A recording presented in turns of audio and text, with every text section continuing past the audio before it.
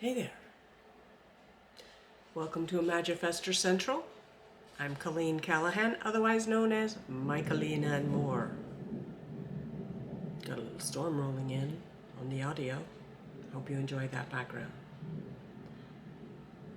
So today I want to talk to you about consciousness. All the suffering that fills your experience gets its power over you from your attention. Attention is key. What you attend to, you amplify with your attendance to it. We're told, know thyself, and yet we don't know who or what we are. We are immersed in self-talk, in a hypnotic stream or multiple snarls of concerns and considerations and the things we say to ourselves that create our subjective experience. It's dreamlike, and it's dreamlike in which we're not lucid in that dream because we are immersed in identification with that self-talk. We don't notice ourselves building it into our experience. We don't notice it rendering our experience. We go through the world experiencing not even concepts, but labels that we apply to the things around us. We don't hear them, we don't see them, we don't smell them, we don't taste them. For the most part, we're not immersed in the experience of these things. We're immersed in the labels, the experience of the labels and what they mean to us individually. The labels we apply have all idiosyncratic nuances to them. And we live immersed in the experience of that, not the real world. So we're so busy that we don't even notice ourselves creating precisely what we do not want with our attention. Because our attention is constantly being drawn on by demands of the outside world, and attention is a limited resource for most of us. Probably everybody here. Certainly, it's limited for me, but it's growing. You're very rarely present in the now, experiencing what is actually going on around you. You're certainly not present in the now, experiencing yourself. That is, you are not lucid. You are not consciousness itself, conscious of itself.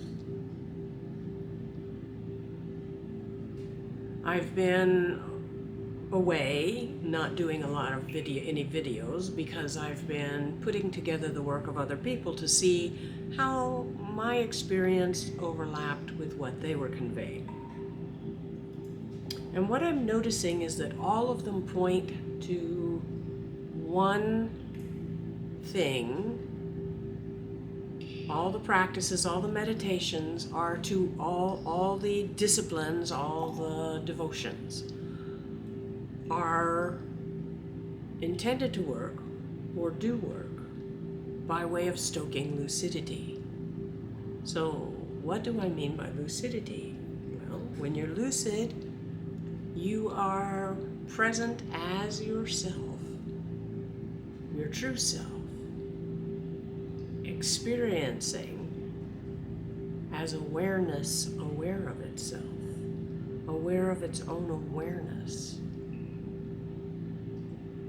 And so your life becomes kind of like an acid trip or a waking lucid dream.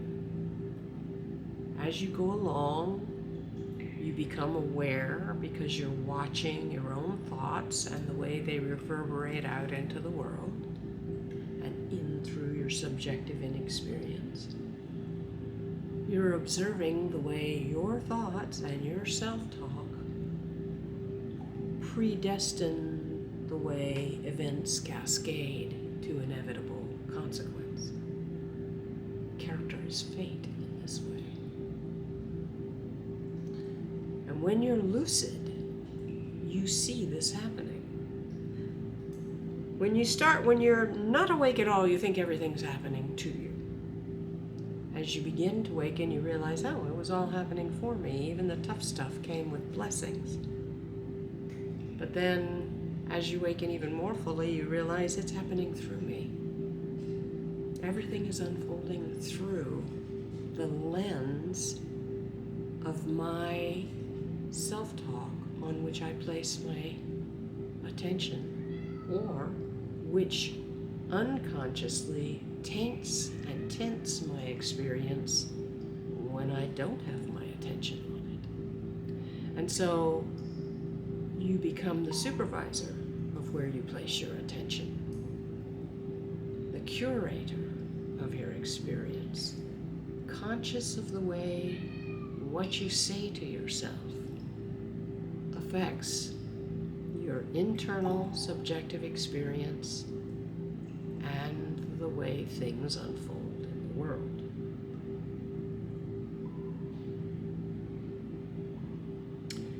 The world, as it's set up right now, the dream of the world, the earth, is not set up to help you do this. It's set up to keep you busy, to keep you running pillar to post. The oligarchs who industrialized this world have set the society up so that the services that their industry need to keep working, the machine of their industry needs to keep working to generate profits for them. And so keeping you really busy and really dedicated to making sure you don't end up on the streets and fail the people that love you. They make it a very high stakes, very competitive, very dog-eat-dog environment where you better do your best and even another 100% more.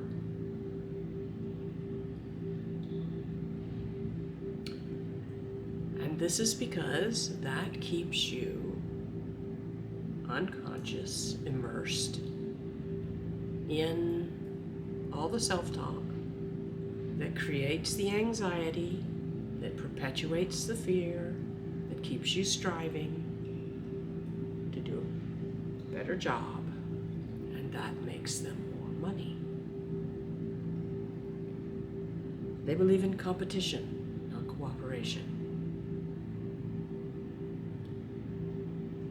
And when you get away from your job and all the demands of your life, you want to get outside into the beautiful world, the magnificent world. And you are stopped dead in your tracks by the beauty when you get to do that. And you begin to remember something of yourself. But your attention is still directed outward to a world that doesn't actually factually exist outside. It exists inside consciousness. And this is a projected avatar, a vehicle for you to interact with the world in which you appear to be. Sort of like Windows is an interface for functioning in what used to be DOS and was unintelligible, so they made this visual interface. Windows.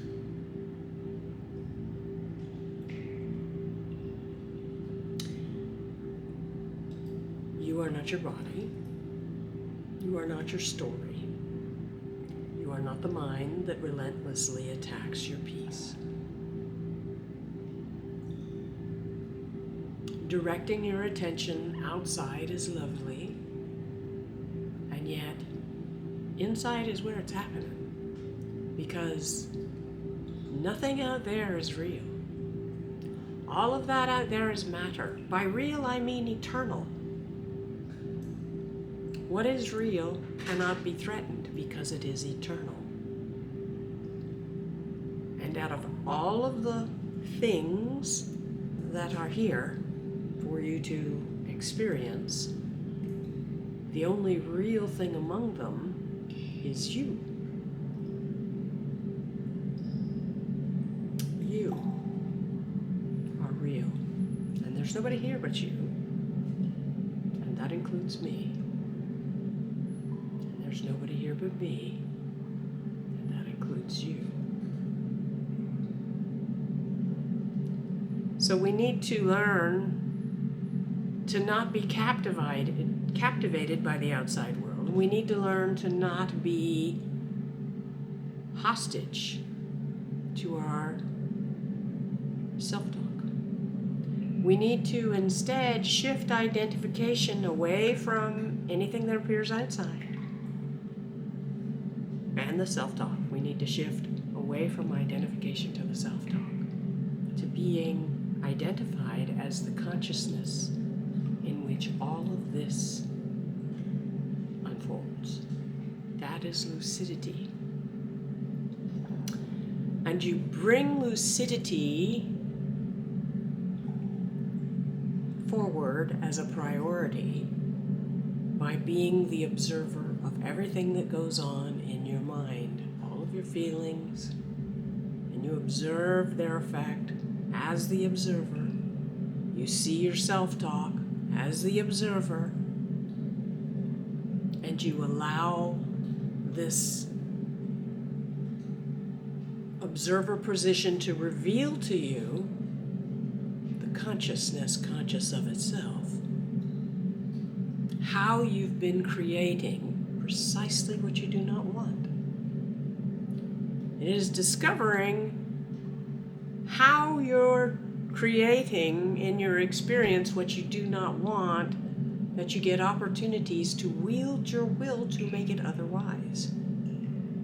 You wield your will by focusing your attention on creating experience of what you do want.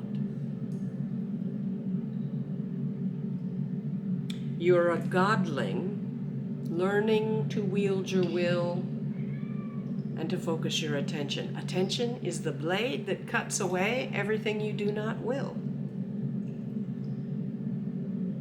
All of the thoughts that get their power over your experience, get it from your attention. Attention is the key. So the most important thing you can do is to experience yourself as the consciousness in the act of rendering your experience. Once you've done this, you're lucid in the dream of the world, and you realize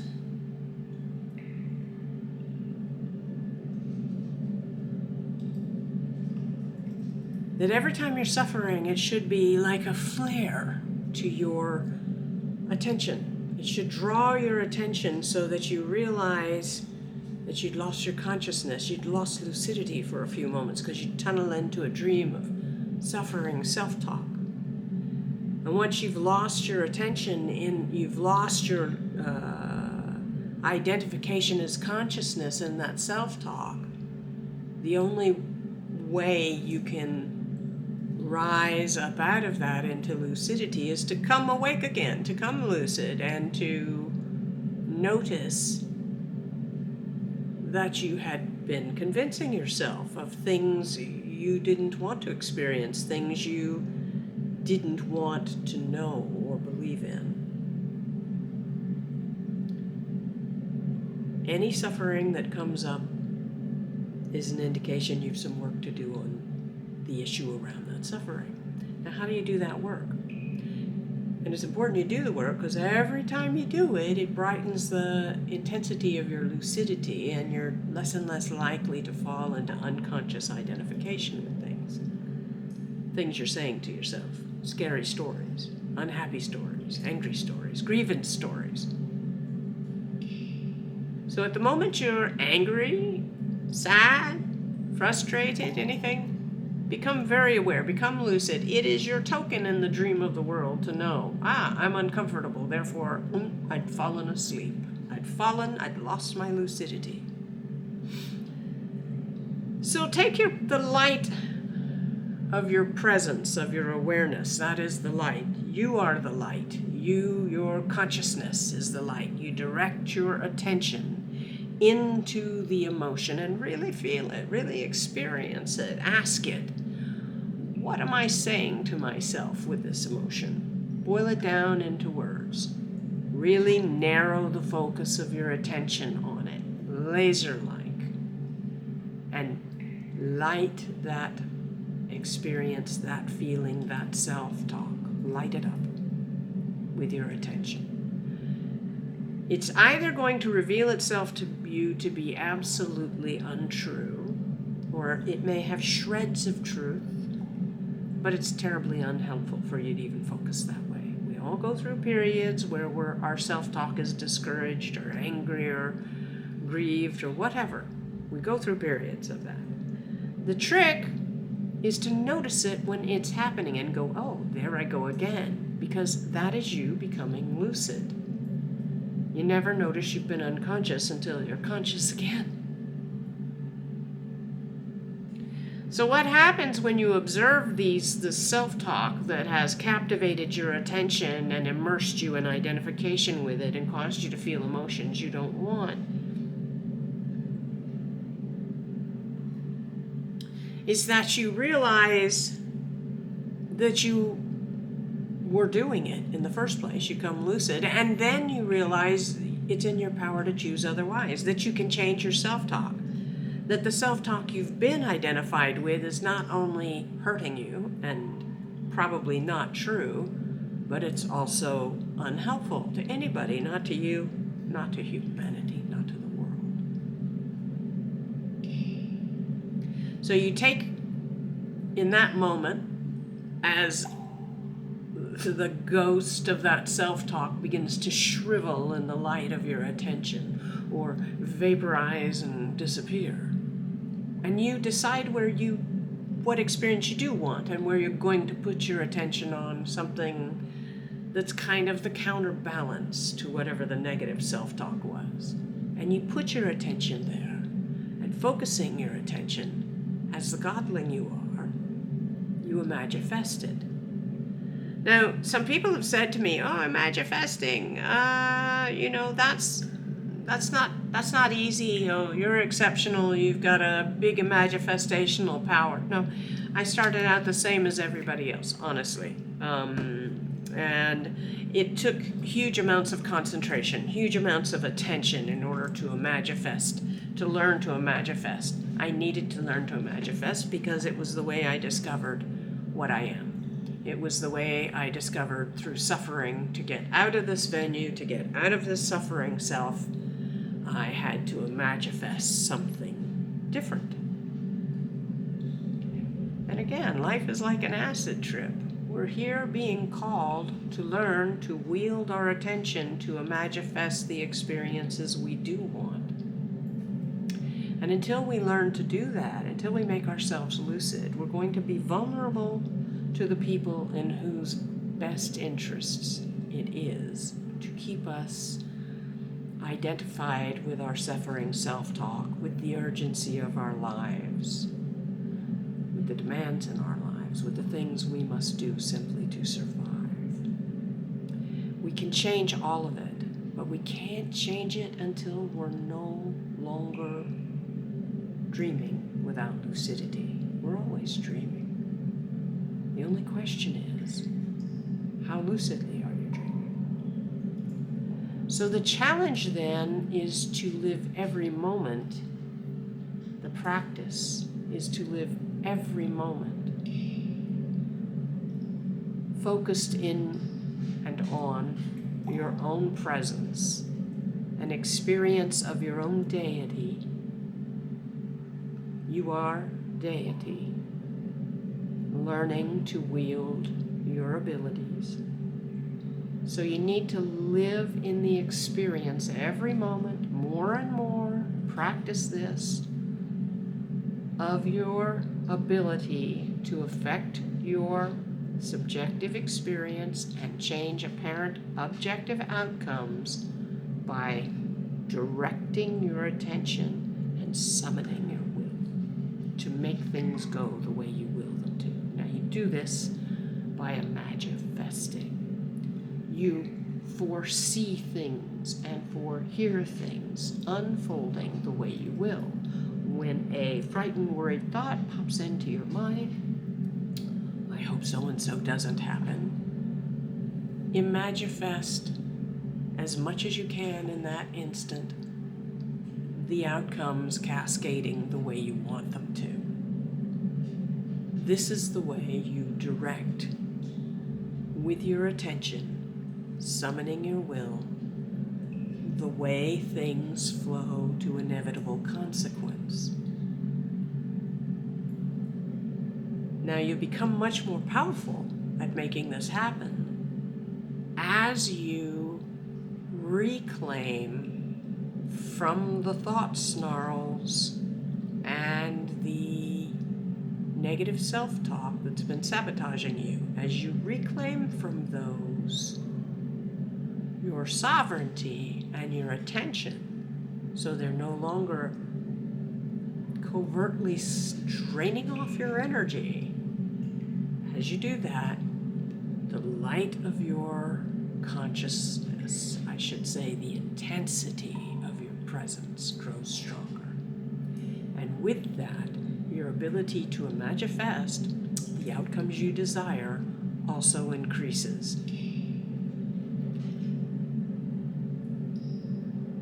Keep your heart pure, your intentions kind, and proceed through the dream of the world in as much lucidity as you can muster second by second. Now I want to thank you again for stopping by. I would ask you to consider, please subscribe to the channel so I feel encouraged to keep making these videos and delivering this information. This is a message whose time has come, and I need your help to make it spread. So you can help that happen by appeasing the algorithm on YouTube, by clicking the like, thumbs up button, and by subscribing to the channel. It also helps to tell other people about the channel. So as more subscribers come, we can live stream things like the camera that I have on the beehive and on the peacocks in the backyard. And you guys can just come anytime you like and check in on what's going on the farm. But I need more subscribers to do that. And I can have live sort of round table brouhaha meetings.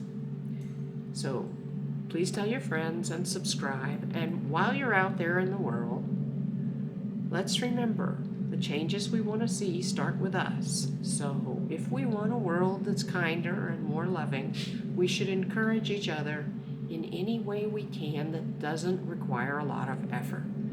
That includes liking the non-destructive efforts at creativity, not only of my own, but of other people's.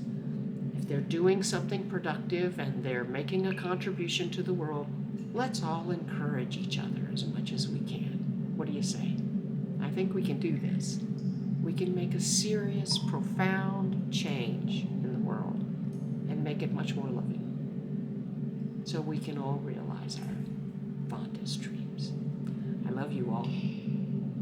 Thanks for being here. And I'll see you again really soon. But for now, I have to put out your eye.